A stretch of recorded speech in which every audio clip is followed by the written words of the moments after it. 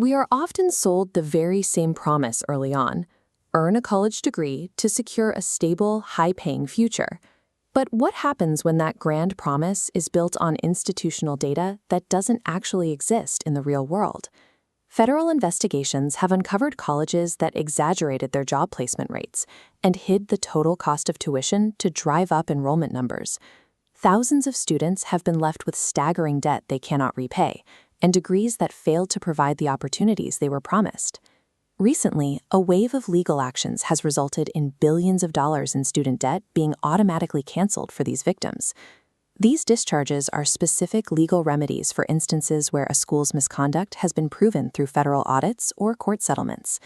We are going to break down the mechanics of this law, how it differs from standard forgiveness, and how to determine if your own loans qualify for relief.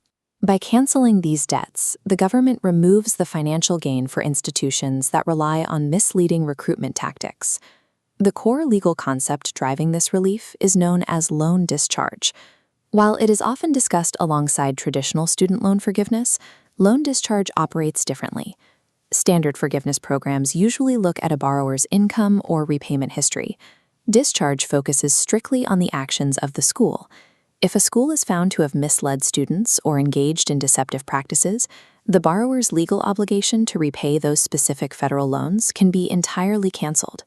This process places the financial burden of the failed education on the institution that committed the fraud, rather than the student. Consider how this happens in practice. A college advertises that 95% of its graduates find high-paying jobs within 6 months. Believing that statistic, a student borrows thousands of dollars in federal loans to cover the tuition.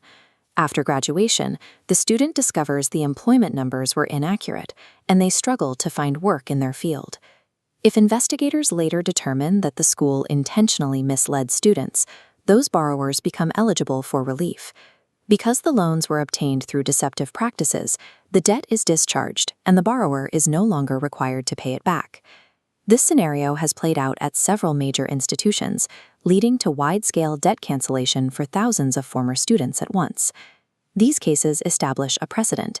If a college fails to deliver on its advertised promises, it risks losing tuition revenue generated by federal loans.